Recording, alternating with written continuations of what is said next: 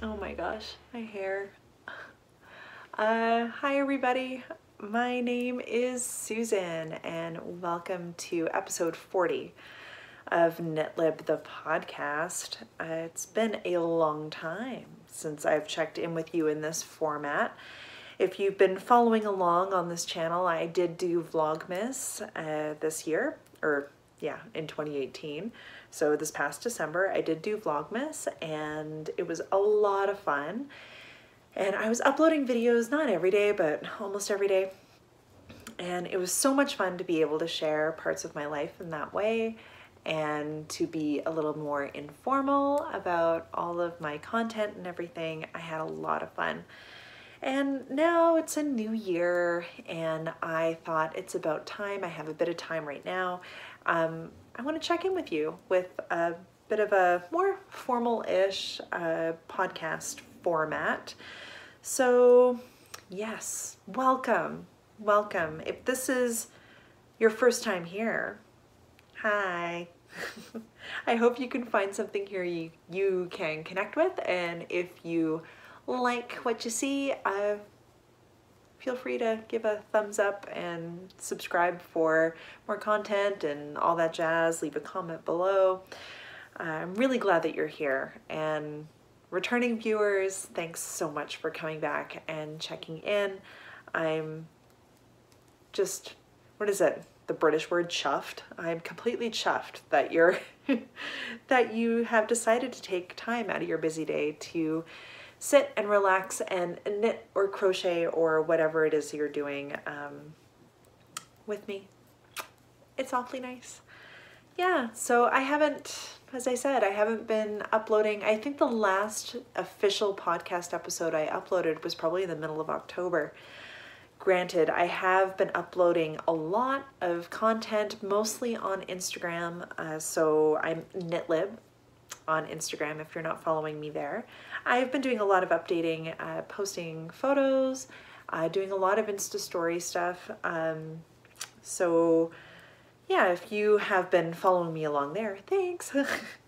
But I thought I'd be a bit more formal and share some of the cool things I've been working on. I have some finished objects that I haven't necessarily showed with a lot of detail on my Instagram, and I do enjoy this format. I've been watching, over the last 2 weeks, I've been watching all of the YouTube vloggers, knitting vloggers and everything. I've just been going down a rabbit hole and watching it all. It's been lots of fun. So it's kind of inspired me to get back on the bolster, which is where I'm sitting right now, and share the things that I'm working on. So this episode, what you're going to see is some finished objects from the later part of 2018 that I want to share with you. Some works in progress, as well as some, not a Make 9. I'm not doing Make 9, but I do have maker plans for 2019. So not necessarily resolutions, but intentions, I think, for this upcoming new year. So yeah, grab your coffee, grab your tea, grab your whiskey, your water, your wine, your Diet Coke, whatever it is that you like to enjoy while you're sitting and crafting, and I'm going to share some finished objects with you. So the first finished object that I'm going to share with you is right here on the floor. These have been worn quite a bit, and then they just came out of the wash a little while ago, and they smell really good. I threw them in the washer, and I used the last of the, and essentially they're just perfume beads. They're like, I don't know what they are. You just throw them in your washer while you're doing your washing and it makes everything smell really great, and it stays smelling great for a long time. So these smell really good. They kind of smell like candy in the best way. But yes, I have finished a pair of socks. So these socks, if you can see here, I'm trying to get away from the glare there.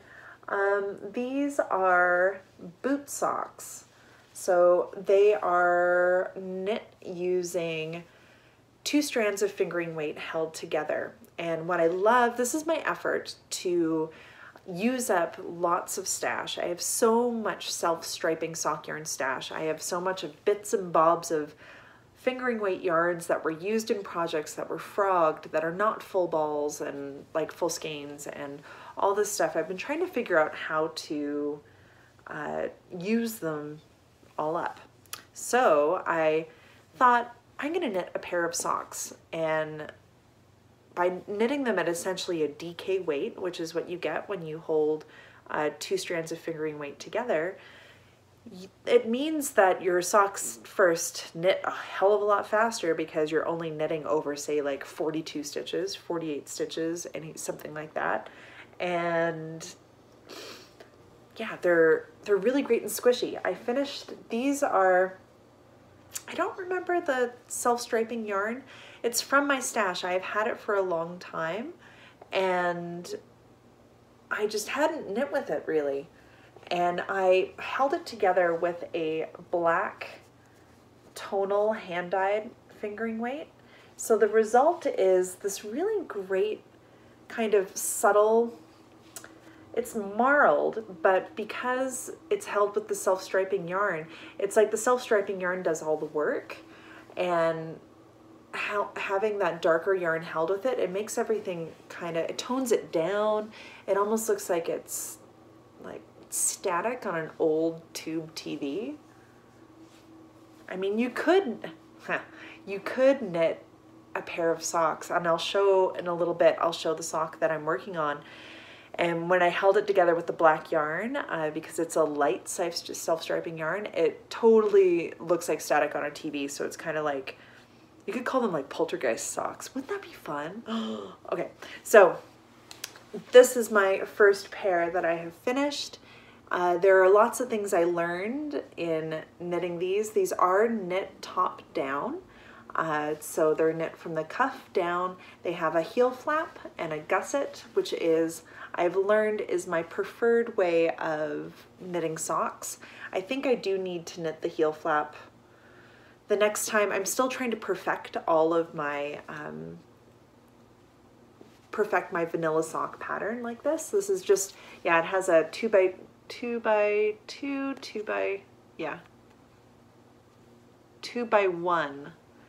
1 ribbing at the top, and then plain stockinette the whole way down.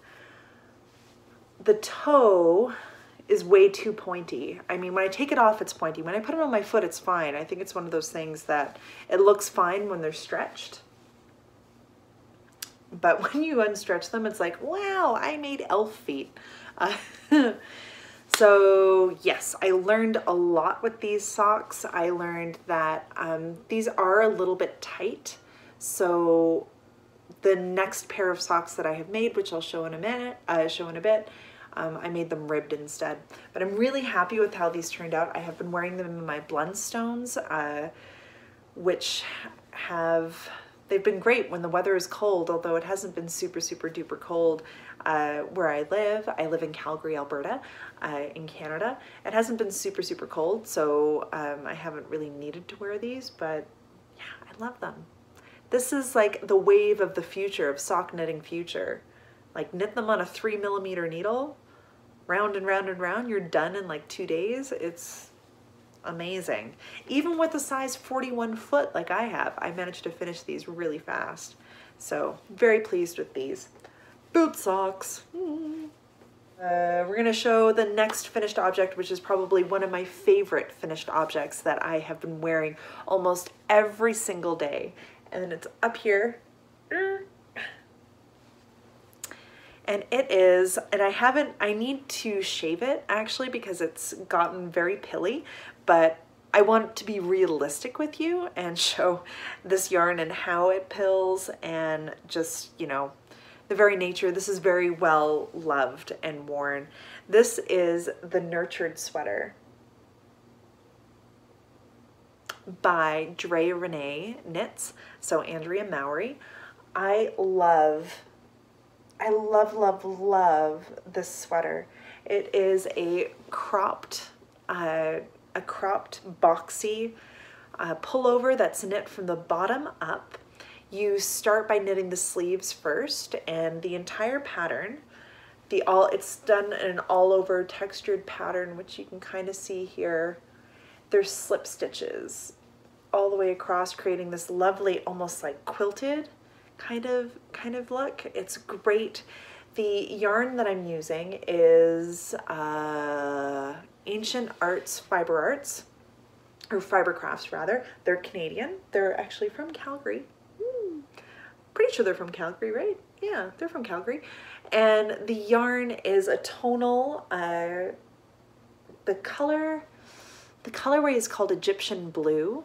And so it has this sort of like antique blue indigo kind of color. And the base is, I don't know if you can kind of see here. The base is, you can see how pilly it is. Oh my gosh. The base is called Last Cow, which is a 75-25 mix of 100% wool, but they're specific sheep breeds that I'm totally blanking on right now. And I think one is Punta. It's like 75% Punta and 25% Manx. And I think the Manx yarn is the one that, the Manx fiber, I think, I could be totally wrong. I think it's the sheep that has like a really, it's not white fleece, it's this great, like this yarn is not, it's not a solid color. You see flecks of brown in here and gray, and that's the fiber, it's not the dye.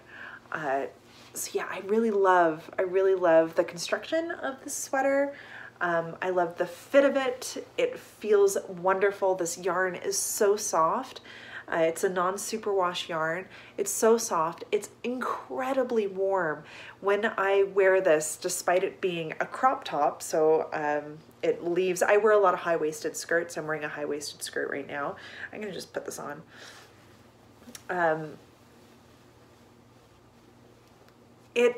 Like the fit is so good. I am like in love with the fit of the sweater. I knit the size large with it, little fluff.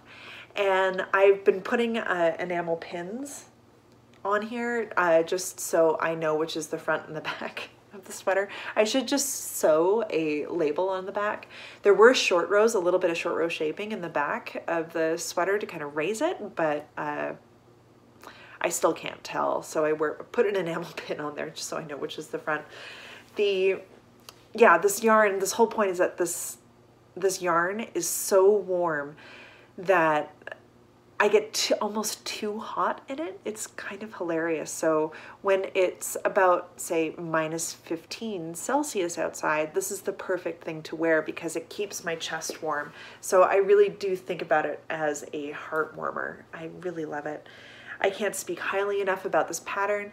I feel like the nurtured pullover, this shape, this style of sweater, of cropped sweater, looks good on every body. So it's, yeah, if you follow Andrea Mowry on Instagram, I know there have been, it was a couple of weeks ago, maybe a couple of days ago, this pattern was on sale actually, and she was showing all the different people that have made it and in different ways. So some have made it longer, some have made it shorter, all the different body types that have been wearing the sweater, and it looks good on everybody. Oh my gosh, it looks great on everybody. I love layering it with my skirts, and it's great. I really love this sweater. Did I tell you I love this sweater? Yeah. The pin I have on it is, let me see if I can get close here, if you can see it.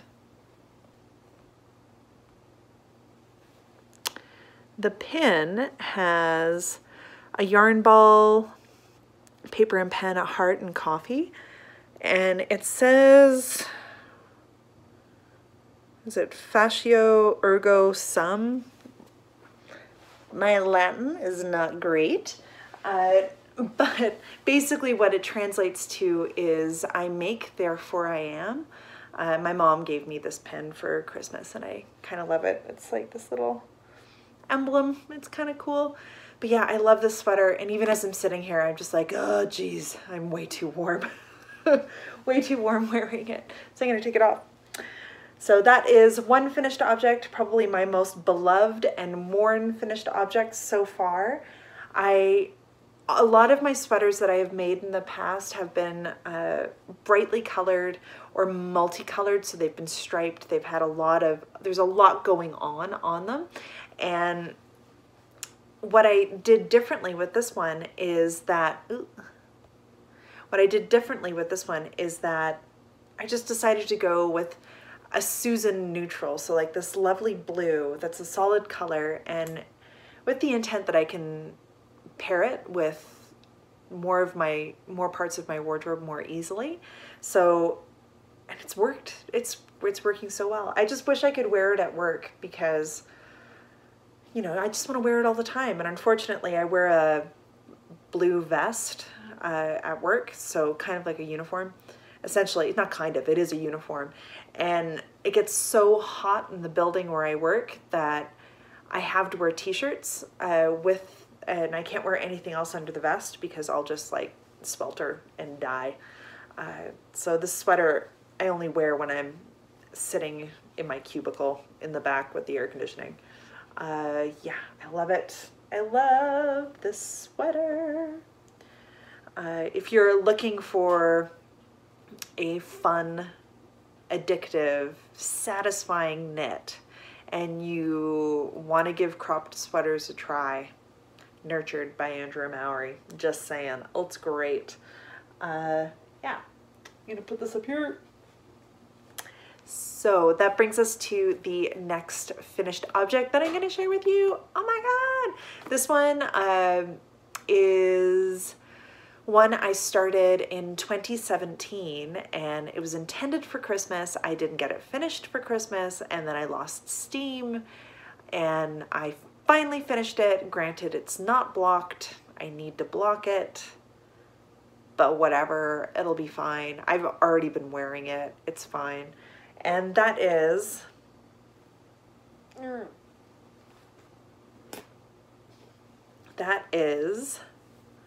the Yule Grand sweater by Andy Satterland, right here. Yay! So this sweater is it's similar to the Nurtured sweater, and the other sweater in progress I'm going to show you is that it's cropped, but the Nurtured sweater has a lot of positive ease in it. This has no ease or almost negative ease in it, so it's very form-fitting. And it has, if you can see, maybe kind of see, there's a tree on it. There's a tree. I love this sweater. It's so fun. I'm gonna put it on. There we go. All right. So the great thing about the sweater is, let me just see. You can see here. Oh, look, super boob shots. Sorry, friends. This sweater has been worked up in, again, Ancient Arts Fiber Crafts yarn. It is their Superwash Merino DK, and the colorway is called Happy Dance, which is one of my most favorite colors by them. It's, as you can see, it's a yellow, kind of a greeny yellow, spring yellow, and it has darker greens in there and little shots of sort of mustard rust gold colors, and it's like, it's a great, I really love this sweater. I think I might keep this on actually. The pattern, she designed it to be a Christmas sweater.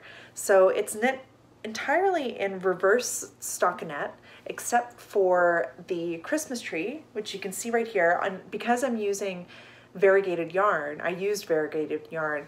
This is a little more subtle, which was kind of my intention, because I wanted to be able to wear this all year round and not just at holiday times. So it's an entirely reverse stockinette, so lots of purling, except for the sleeves and the Christmas tree. The Christmas tree is done with clever decreasing, increasing and decreasing, and some cabling. It's very, very smart. I love it. I absolutely love it.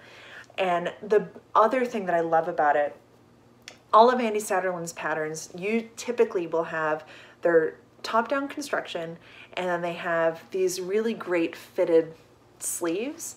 And for this is like probably my third finished, yeah, my third finished Andy Satterlund pattern. And I feel like this one fits me the best out of all the ones that I've made. My gauge was on point. The shoulders are fitting exactly where they need to be. And especially because my weight has fluctuated a little bit, my body has changed, and I feel like this fits me better than it did when I knit it in 2017. So I'm very, very thrilled. And I know once I wash it, it's going to stretch a little bit more because it is superwash yarn. The best thing about this sweater is the neck. Look at this beautiful, beautiful neckline. I cannot express how satisfying it is to make a sweater with a folded hem funnel neck neckline. It's great. There's just something about it that makes me just feel incredibly fancy having a funnel neck. I don't like wearing a turtleneck because that feels like someone's choking me, but a funnel neck like this is perfect. It's great. It's like wearing a necklace or a cowl, but it's your sweater. It's great. It's absolutely great. And it's so much fun to do. I highly recommend this pattern. It's so much fun. And one of the things I had thought about doing, but I just didn't get around to it, was actually to get battery operated LED lights to stick inside, so then I could like have a little lit up Christmas tree, which I thought would be really fun. Hi, Jessup. Just talking to our cat. Jessup, do you want to come over and say hi? Come over. Come here. I love this sweater. I want to wear it all the time, constantly. It makes me feel great. All of the little details, like on the side there, these, the shaping, it's like the faux seams that are down the side. Everything about it makes me feel incredibly fancy. I don't know. There are moments where I make something and I feel like I'm a knitter with a capital K. Like it feels great, and that's one of these. That's this sweater for me for sure. But it is really warm in here, so I think I'm going to take it off. But I am going to wear it tonight, I think. I'm going out tonight, and I think I might wear it tonight. Okay, let's take this off. I can give you a close-up of what the yarn and everything looks like. Here's the folded hem.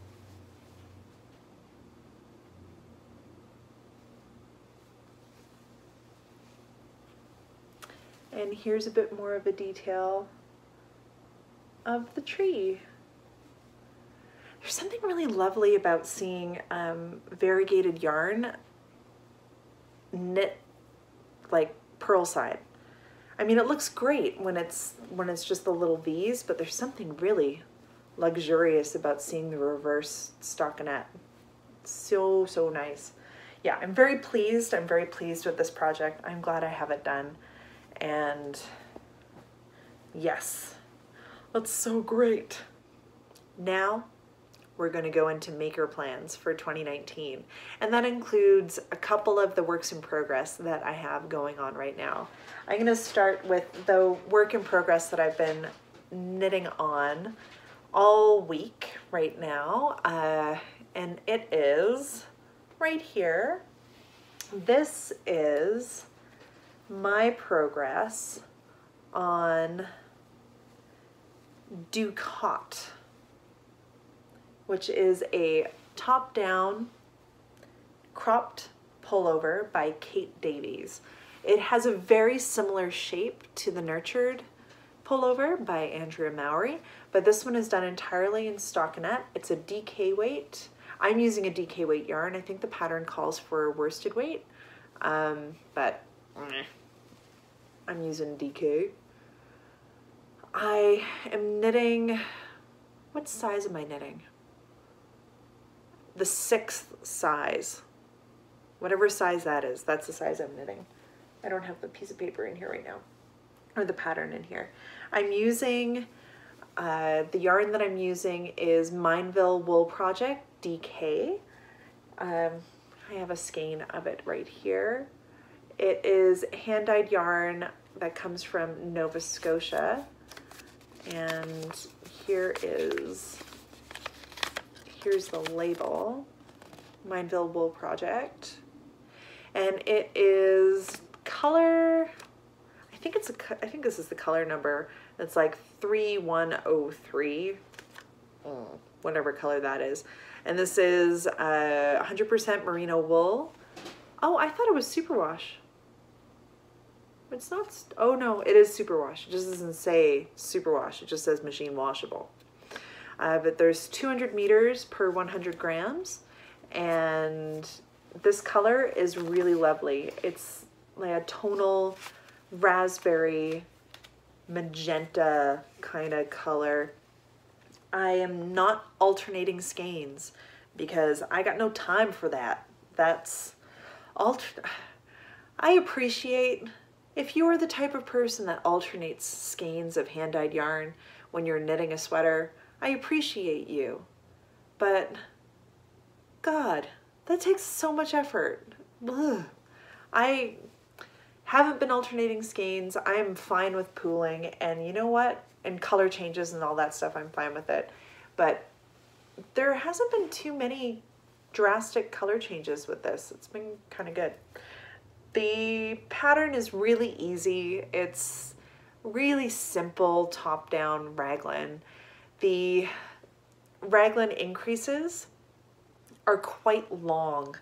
You can see how, like, they feel like they're really long. Ooh, this is all flipped up. They feel like they're really long for some reason, and I think it's because the sweater itself is meant to be oversized and boxy, and like the underarm kind of hangs a little lower, and that's just the style of it. So I'm really looking forward to finishing this, and I have a feeling because I am knitting it in a pretty much a solid color that it's going to be another staple for me, just like my nurtured pullover. So I'm excited to finish this, and I think having something in this sort of lovely jewel-toned magenta, purple, red thing, it's going to go with so much that I own. I'm really excited about it. I just recently separated the sleeves, and now I'm just knitting the body. So it's just stockinette around and around and around and around, and I think the hem might just be 2x2 ribbing. I need to go and double check the pattern. I just took the pattern out of my little project bucket. My project bucket is right here. It's something I made with leftover fabric. There's no interfacing or anything in it, so it's kind of really floppy, but it's great for throwing in your bag and for keeping yarn safely tucked away in there. I'm using Chiaogu needles on a size 4mm. Yeah. And that's that. I'm really excited about it. I'm excited about making more staples like this for my wardrobe, and knowing that the style of sweater looks great on me. I feel great in it, and I want to make more of them. So why make things that don't make you feel good? Like, make things that make you feel good. So yeah, we're gonna see how far I get along on this. I think this is going to be my reading knitting. School has started back up for me, and I do have a lot of reading ahead of me. And I'm not, like, I'm looking forward to it, but I'm also not looking forward to it, because the first set of readings are, most of them were published in 1970, and I have this weird thing that I hate reading academic essays, academic writing from the 70s or the 60s, anything prior to like 1998. I find it really difficult to read because, I don't know. Is that weird? Any other academics around that find it really difficult to read old shit? Like, I'm just like, wow, this is written by by an old white dude, so it's all inherently problematic and blah blah blah. So I'm always, it can get a little bit tiring reading it with your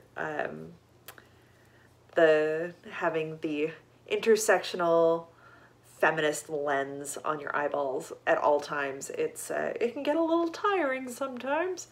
Anywho, that's what this is going to be. It's going to be my reading knitting, because it's just stockinette around and around and around and around, and very addictive to work X. The gauge is just a really happy gauge for me. I really like this gauge of knitting. Okay, but we're gonna put it away because I have another work in progress to share with you. Next up is the boot socks that I'm working on.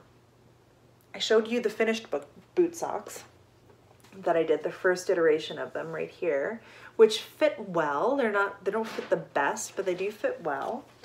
And I cast on for another set using just slightly larger stitch count and then changing it up with ribbing. So I have made the whole thing ribbed. It is a 2x1 rib the entire way down. I'm going to show you it here. Here it is, the first one that I have finished. I did switch it up a little bit by using the leg. What are you doing, kitty? Jessup! I don't understand what he's doing over there. I used 2 different yarns. I held together with the self-striping yarn that's here is a Knit Picks Felici yarn, which is super soft, self-striping yarn. This colorway is an older colorway. I think I've had these skeins for like forever, but it's pretty fun. You can see up here I cast on top down, cuff down, and I held it together with the same black yarn that was in these ones. And I knit the leg. Oh, this really does look like snow on like static, TV static. It's really fun. I really like it. And then when I got to the point where I wanted to do my heel flap and my gusset, I switched to holding it together with a yarn that is kind of blue. It's like a really, really pale blue. You can kind of see it. Apologies for the shadow that is right here. I'm really into this. The ribbing is exactly what this sock needed. I made sure that my toe, when I did my Kitchener on my toe, I made sure to give myself enough stitches at the toe so it wasn't super pointy and elf-like.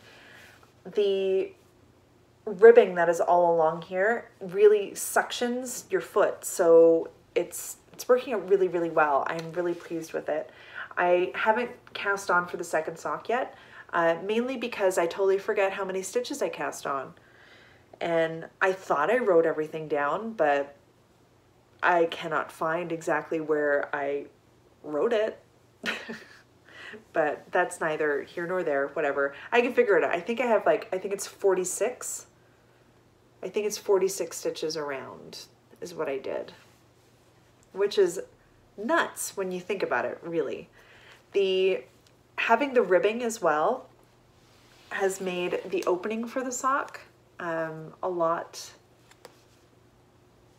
more flexible, a lot more elastic compared to my other one, where I only had the ribbing for basically 1.5 inches, and there's not as much stretch in the stockinette portion of it. So there's tons of stretch in with that.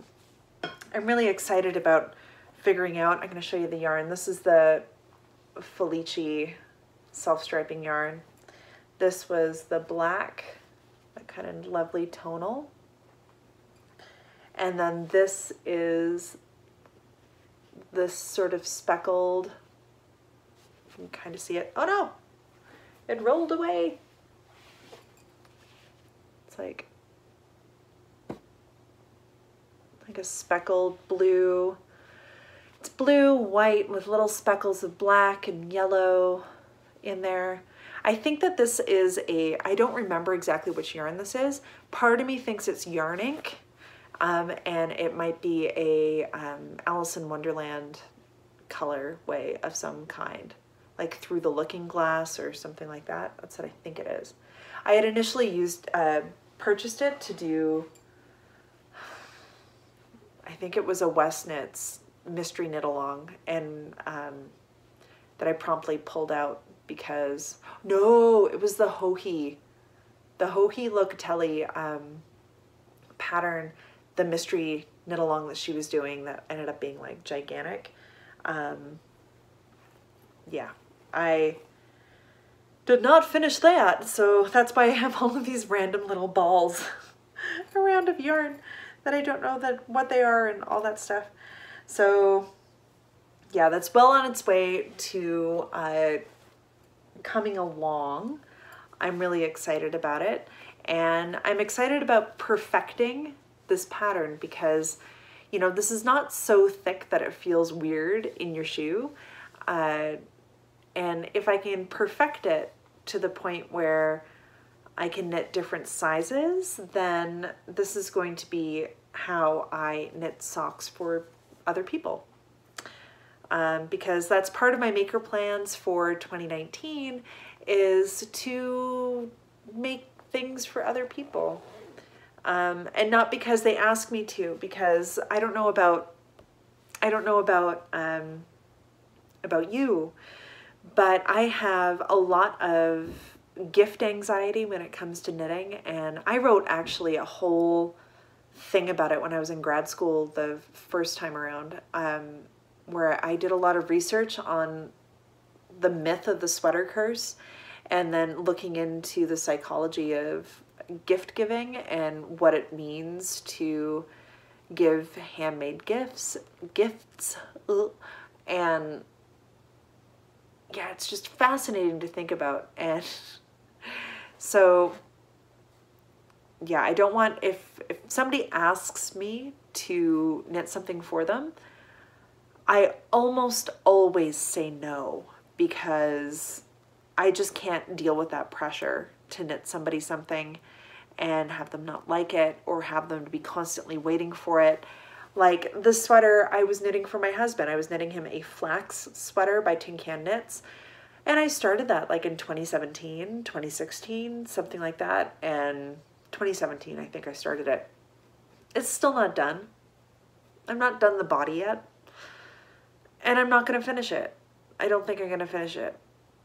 Yeah, I'm gonna unravel the whole thing because it's super boring and I don't like knitting on it. So, but it was taking me forever to knit because it's like the other stuff I'm knitting for myself is way more interesting because I'm self-centered. But yeah, maker plan for 2019 is I want to make more for other people in my life, special people. So doing sock knitting would be a great way to do that. So I'm going to put this, I'm going to tuck this little guy away back up here. And I'm going to bring down the next work in progress. Speaking of knitting things for other people, I did mention the sweater that I had started for Ryan, that constantly, whenever I do something new, and then Ryan would be like, so how's my sweater coming along? And then I'd be like, So he had recently been complaining about being cold and that none of his sweaters, like he needs more sweaters, and he was we went shopping and he was trying to find a sweater and he couldn't find anything that was warm enough or anything that he liked, because, you know, kind of like what Clara Parks points out, is that most ready-to-wear things you get are not 100% wool. They're going to be acrylic or cotton or some combination of the two, so they're not warm. And I realized then, I'm like, I really want to knit Ryan a sweater. I want him to like it and to wear it, but I also want to make something that I'm having fun making, instead of like making something because I think he will like it. I feel like I need to make something because I like making it, and that energy will go into the sweater, and therefore he will like it no matter what. So he was okay with that. I was like, we were talking about it, and I said, you know, I want to make you a sweater. I want to do a color work sweater, something that's patterned, something that is fun and has great colors in it, because he is not afraid of color. And I think we, as knitters that knit for folks of the opposite gender, then, or whatever, you get caught into this like weird loop a little bit of, and it could be like, it doesn't even have to be the opposite gender, just knitting for other people. It's like, well, maybe I won't do anything too bright or too colorful because going the more neutral route is safer. And I realized that's what I was doing with Ryan, where I was choosing to knit things that were gray or a light green or a blue or something like that, because it was more neutral. And so in theory, he would like it no matter what.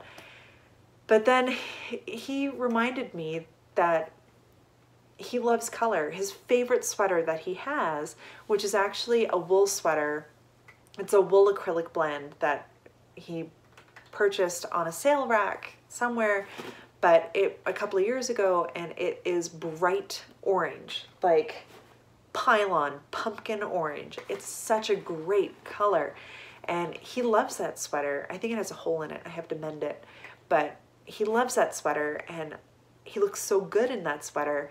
And I think we get caught up into this idea, especially when we're knitting for men, that, or anybody that prefers more neutral, or we feel that they prefer more neutral colors, that they won't like something brighter or more exciting than black. And also, how boring is it to knit a friggin' black sweater or a gray sweater? Ugh, it's so boring. So he gave me full reign. He was like, you can do whatever colors you want. I'm gonna love it no matter what.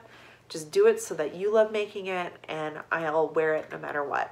So that meant I was looking around at patterns, and I went to my local yarn shop and I picked up a physical copy of Strange Brew by Tin Can Knits. This book is all over the place. It's top-down yokes and bottom-up. They have the recipes for doing bottom-up as well. And the cool thing about this book, which you can purchase as a paper copy or you can purchase the e-version, not a sponsor, just a lover. You can find it on Ravelry, and I think you can find the individual patterns on Ravelry too. What's really neat about this book is that it will give you the recipes for creating your own versions of these sweaters. It's really awesome. Here are all the sweaters that are included right here.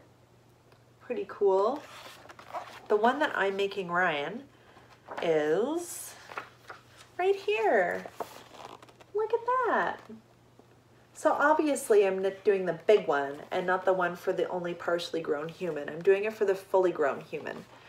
I am really, really excited about this. It's gonna be so cute. And I haven't really shown him exactly what I'm working on. He's just kind of watching me as I'm working on it.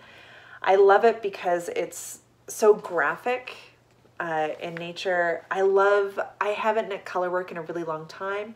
This is also my way of getting to know the book. So I'm trying to, by knitting the pattern kind of as is, I am getting to know the construction the way that Tin Can Knits has written out these patterns, so then I can interpret them in my own way a little later on. And I love this sweater too because they show it. I'm just looking on the back here. This is the marshland pullover on a dude. Then here it is on a female body right there. And they look good on everybody. This is like what's really awesome about this book. Plus the photography is fantastic on it. There's so many cool things in here, and I'm really excited to make more from it. But that's a story for another time. Let me show you the progress that I have made. I'm on the yoke. I'm almost done the yoke. and here we go. Here it is so far. I am using Brooklyn Tweed Shelter, and the colors I am using,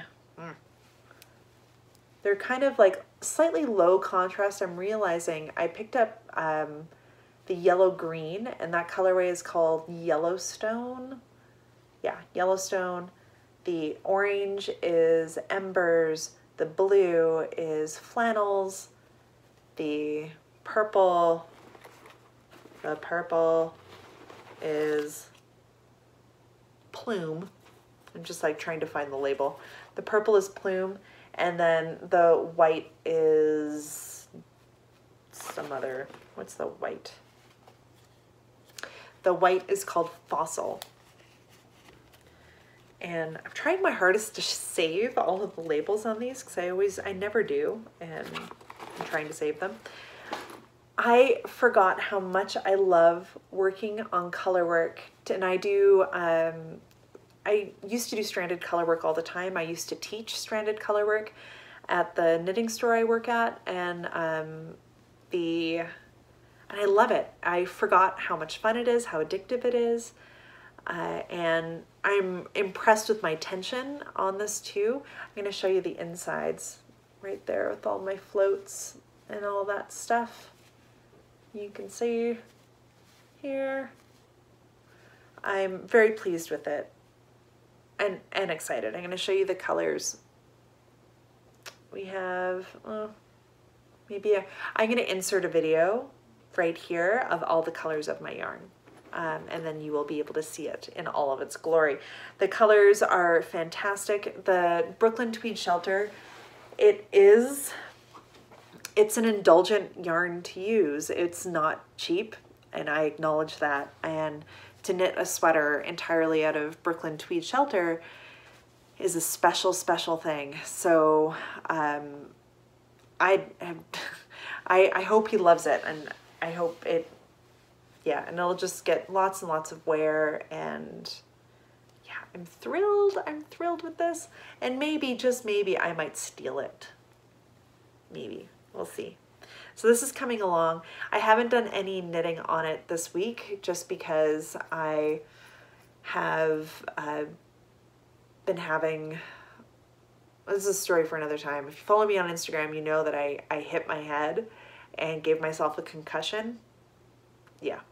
This is a whole long sordid tale. Not really that long, but I hit my head and I'm fine. I'm totally fine. This is like one of the first days that I feel really back to myself, but it's taken about a week to get back to that normalcy, and I couldn't focus on anything, and it's been really tough. So I've just been knitting on my Ducat because it's stockinette the whole way around. I haven't been knitting on this because even though it's just stockinette, I am following charts, so it requires a bit more concentration, something that my brain just literally couldn't handle. It would make me dizzy, so I just didn't do it. So hopefully this will get, I have an arbitrary goal to have the sweater done by the end of February, and then hopefully he will have it and it'll be great and he'll love it and I'll feel good about myself, and yeah. So yes, that's done. So aside from knitting, my maker plans for 2019 include a lot of sewing. You can see behind me here, this is a big flat file cabinet we haven't actually removed it from the condo yet, but we got rid of, or intending to get rid of, our kitchen table and our chairs and replaced it with this giant flat file. So it's like, basically, the whole length of it is the wingspan of me. And I'm 5'9", so it's pretty, I don't remember the exact measurement of how wide this is, but it's really wide. And the coolest thing about it is that we built my father-in-law built a stand that the cabinet sits on, and we're getting a tabletop made for the top of it, and it basically is a standing desk. So we're going to be using it as a work surface. So for me, it means I will have a surface to cut fabric on and to piece my patterns together, and to actually sew on, which I'm really stoked about. And Ryan will also use the same space for cutting paper. So it's really exciting. And I have so many sewing plans that I want to do, and I kind of want to make like a uniform a little bit. Yeah, like I have a lot of clothes, and I've been slowly kind of going through and getting rid of things that don't speak to me anymore, that I don't wear that much anymore.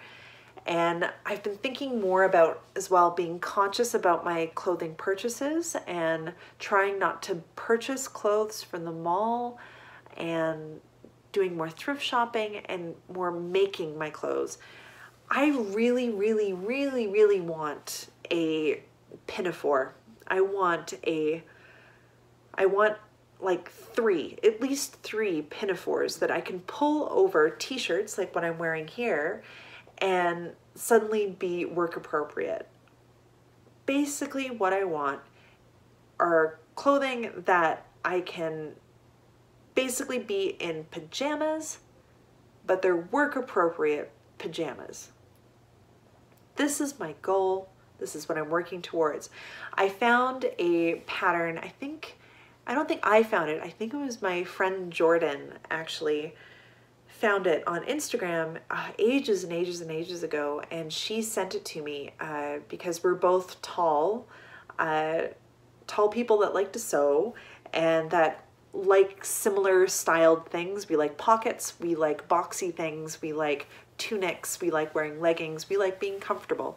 And she forwarded me a pattern from Helen's Closet, and it's called the York Pinafore, and it's beautiful. It's exactly the kind of garment I want. It has a straight skirt that can have a slit in it. I think I might make a slit in it maybe.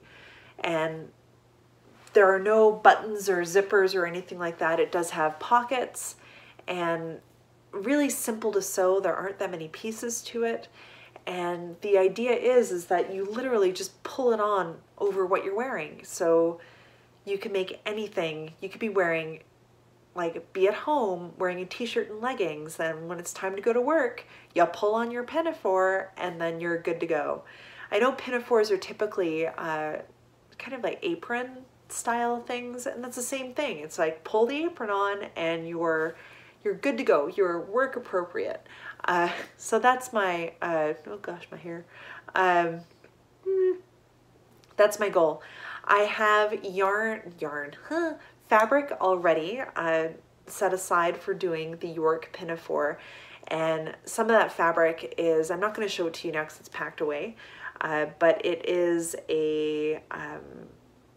actually curtains. It's a curtain panel I got from IKEA that it's white and has black cat faces all over it. I've already made a gypsum skirt out of it and I love it. And I get so many comments about it, and I delight myself in saying, thanks, it's a curtain. I totally Scarlett O'Hara'd this skirt. So I have the same fabric. There's a lot of fabric in those curtain panels set aside, and there will be enough to do a York Pinafore with it. So that's my goal. I also have been purchased fabric because I've been thinking a lot about fabric purchasing, and purchasing fabric is expensive. No matter how you cut it, no matter how you cut it, it's expensive. It's a privilege to be able to buy fabric. So that's like this whole thing of if we're being more conscious about our clothes purchasing and our crafting and all this stuff, and going local, or making your own clothes or anything like that, that's definitely a privileged thing to do. It's the same way of, when we talk about, this is a whole discussion for another thing, but I'll just touch on it briefly. When you're using hand-dyed yarns, you're supporting these indie makers and all that stuff. That's all good and fine. But some of us just do not have the budget to be able to do that, which is why,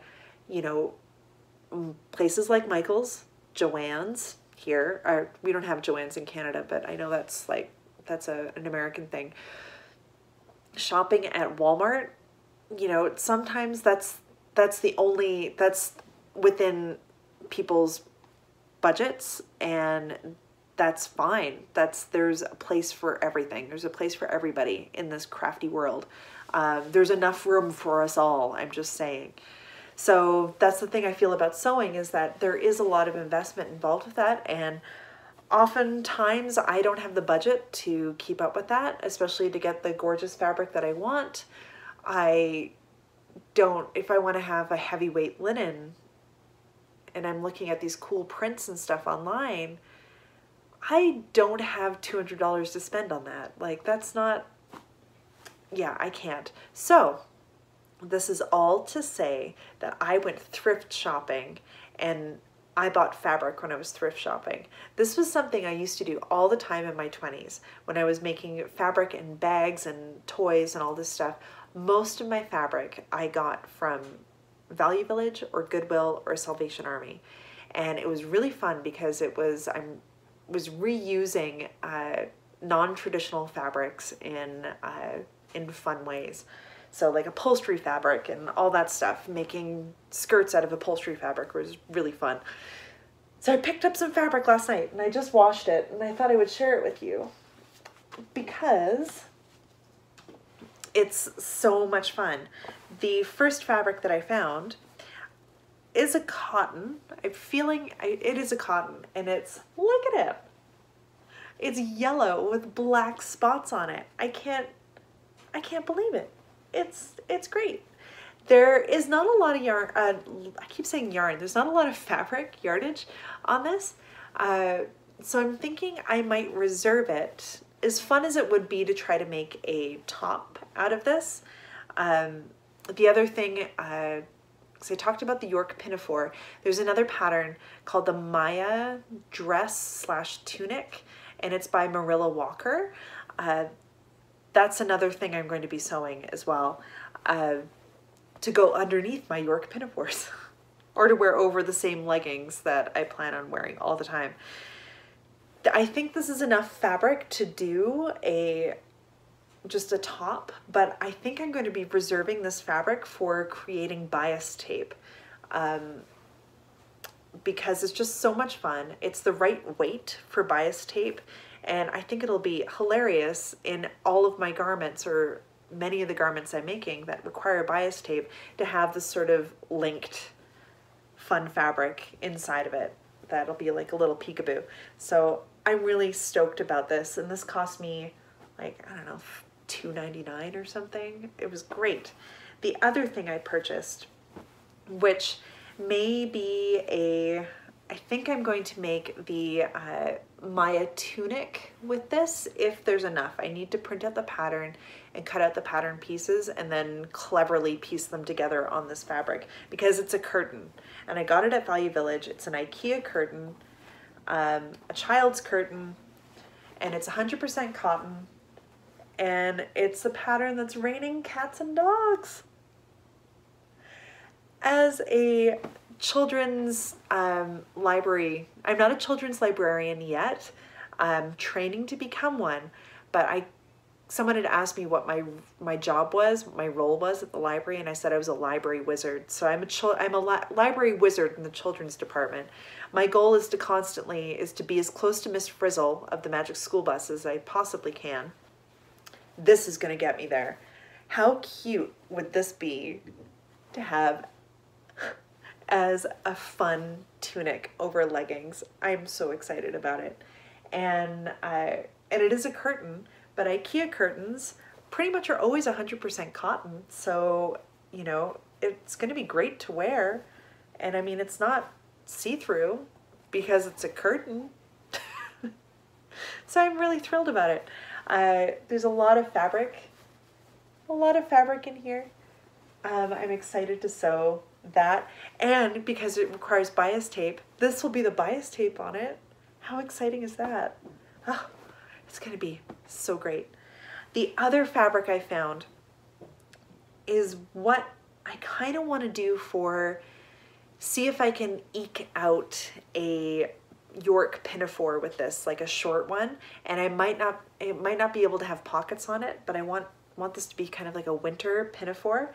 And this is a 100%, I don't know if it's 100% wool. I have to burn a part of it to see exactly what the fiber will do. If it is wool, it will smell like burning hair. If it is acrylic or polyester, it's going to melt like a bead. And if it is has cotton or something like that, it's going to be a little, it'll like turn to ash. It'll like break apart a little bit.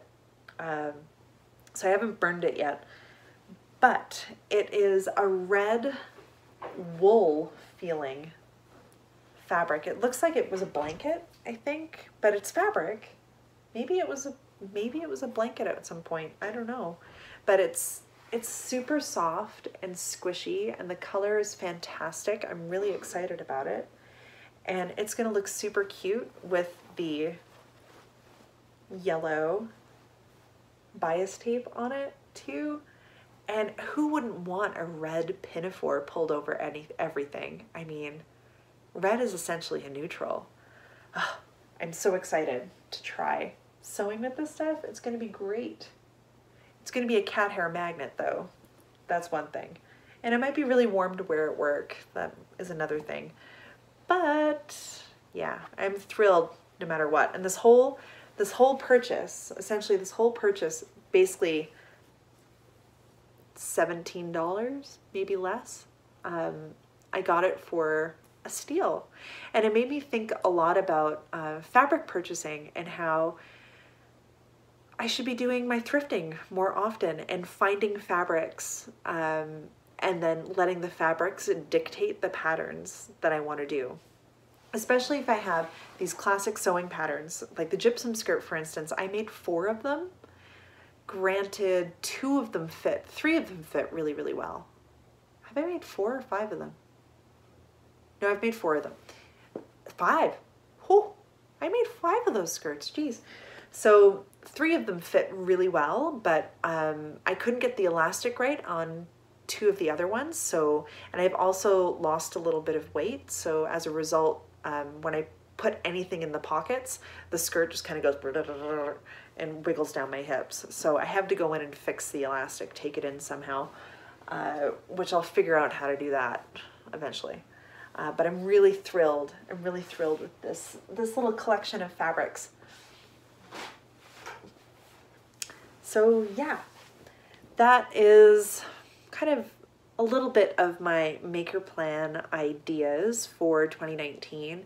I really do want to sew more. That's on my to-do list, is to sew a lot more, and along with knitting. But yeah, I definitely want to up my sewing skills, get more confident, and start making clothing for myself. There's this satisfaction you get when you make something that, you know, when you make something and you wear it and then people compliment you on it, it's like total ego boost. Confidence booster, it's great. So yes, that brings us to the end of episode 40. I'm gonna talk a little bit now. This has been a long episode, I think. But I will talk a little bit of what to expect from me here on the KNITLIB channel over 2019, what my intentions are for this channel and for this podcast. So if you want to stick around for that, go right ahead. If you're just here for the knitting or whatever, thanks for coming and hanging out. I'll see you later. But yeah, this channel, I'm looking forward to doing some more content on this channel and not just podcast episodes that are like this. I'm looking forward to doing short little videos, vlogging more, and talking a bit about different crafty pursuits and also the books that I'm reading, and bringing in some more library things into this channel too. So I don't know how often I'll put up a podcast episode. I can't guarantee any of that stuff, but you can expect somewhat regular podcast videos, but then some other fun stuff will pop up occasionally as well. I would suggest, if you haven't already, to subscribe to the channel to get updated when I do post new things. And also, if you want to have a notification pop up on your phone of when, or like wherever you're watching this, hit the little bell, and that will actually send you a notification saying that I've uploaded something if you want to be in touch that way. So yes. So that brings us, right to the end. Some life stuff. The biggest, I mentioned before, I've started back to school again. Yesterday was my first day starting back at online MLIS program at University of Alberta. So that's the first day back. I have a lot of reading ahead of me, but that's okay. I started full-time at work, so my days are super, super busy, and I get tired a lot, but that's okay. I love the work that I do, so it's a good kind of tired. And yeah, I had that head injury. This is all within like the first week of 2019. I had that head injury that I am slowly recovering from. Feeling a lot better now. It's a Friday. I feel a lot better. It's been a week since I hit my head. Concussions are no joke. Just saying, they're no joke. And another exciting thing that's happened is that we adopted a new cat. So that's really exciting. Ramon, our elderly cat that we had for a very long time, he passed away in June of 2018. And it's taken us a long time to grieve and to get accustomed to his absence. And we kind of said that for Christmas, we would look at adopting a new little friend. And we did. We went to the cat cafe and and met some of the cats that they have at the cat cafe, and we fell in love with Jessup, who is a 2.5-year-old tabby who used to be a stray, and he was found in someone's backyard, and he was being fed and all that stuff. He was a little rough around the edges until he came to the Meow Foundation, which is a local no-kill cat shelter, and they have a partnership with the Regal Cat Cafe, which is Calgary's only cat cafe. And basically they have the cafe side of it, like a coffee house side of it, and then they have the separate room that all of the cats that are in there, and they change them pretty much once a month, the cats change, they're all adoptable. So we went into the cat cafe for the first time, saw Jessup sleeping, and thought, that is the cat for us. So we immediately put in an application to adopt him, and our application was approved, and we brought him home on January 7th. And yeah, he's been getting to know our condo and all of the clutter that we have everywhere, and he's knocking lots of things over. My biggest worry is that he would be bored a lot, but so far he's just sleeping a ton, and he's the sweetest cat. He doesn't really meow that much. His meows are really, really shy and quiet. He sleeps all the time. He's not necessarily a cuddler. He does not sit on our laps yet. I'm hoping that that will come, but he will follow, I know he'll follow me around a lot. And I think Ryan is a little jealous that Jessup seems to have warmed up to me a little bit more than to him. But I figure that's because I've been home a lot more than he has been since we adopted him, because I'm on a modified schedule at work because of my head injury. So I'm home a lot more, and yeah. So Jessup will follow me around. He will go between my legs and headbutt my legs really hard, and he really loves scritches, and he's just a really lovely cat. He has a really nice temperament. He's just the bee's knees, and we're really lucky to have him. So yay for having cats in the house again. It's great. And we did talk about maybe getting a second cat. So far that has not happened yet, but it might, but it shouldn't. We don't have enough space for that. I can't imagine having a kitten in here. They'd like rip everything apart. Anyway, that is my life right now, and yeah, it's been great to catch up with you and to touch base and all that stuff. If you want to follow me on Instagram, please head on over to Instagram, follow me. I'm KNITLIB, and you can look for me there. I'm going to be putting the show notes for this this video on my website, knitlib.ca. You can find them there with links to all the things that I'm talking about and other sort of up-close images and stuff of the things I've talked about today too. You can find that over on knitlib.ca. And yeah, I hope you've all had a really great winter break, that your holiday season was lovely and filled with knitting and rest, and I hope your new year so far is treating you really, really well, and that you're great. Thanks for coming and hanging out with me today. We'll check in again soon. Bye.